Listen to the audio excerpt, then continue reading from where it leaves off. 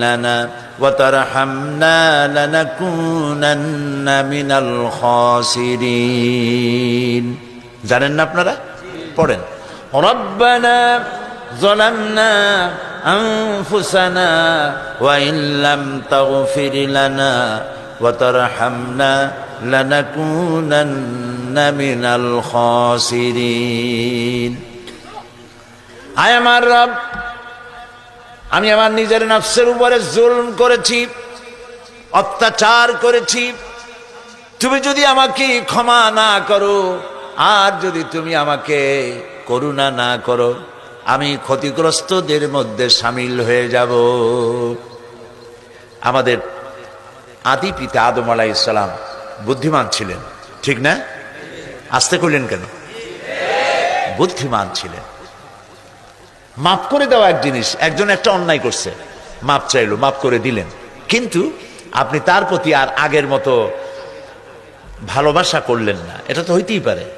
বেটা বারবার মাফ চাইতে যা মাফ করে দিলাম কিন্তু মনের মধ্যে তার প্রতি আর মহব্বত রইল না হতে পারে এমন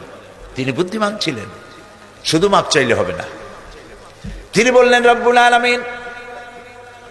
আমি আমার নফসের উপরে জুলম করেছি আমাকে ক্ষমা করে দাও আর ওয়াতারহামনা আমাকে যদি ক্ষমা না করো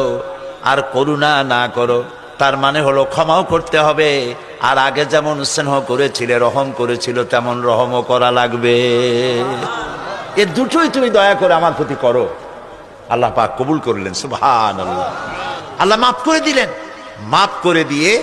গুনাহগার হিসেবে নয় নবীর মর্যাদা দিয়ে তাকে পৃথিবীতে পাঠিয়ে দিলেন সুবহানাল্লাহ তাই এই পৃথিবীর মানুষ আমরা ছিলাম জান্নাতে আমাদের পিতা ছিলেন জান্নাতে আমাদের মা ছিলেন জান্নাতে জান্নাত থেকে পৃথিবীতে নির্বাসিত হলাম পুনর্বাসিত হলাম এখন এইখানে আসার পর আমাকে যে আবার আমার ওই হারানো জায়গায় ফিরে যেতে হবে কোথায় ফিরে যেতে হবে জান্নাতে আবার যেতে হবে বলেন ইনশাআল্লাহ এখন এই যে জান্নাতে ফিরে যেতে হবে সেজন্য আল্লাহ রাব্বুল আলামিন দায়িত্ব নিলেন যে হারানো বাড়িটা আবার যাতে পাও সেজন্য আমি রাস্তা করে দেব সুবহানাল্লাহ কত দয়া তার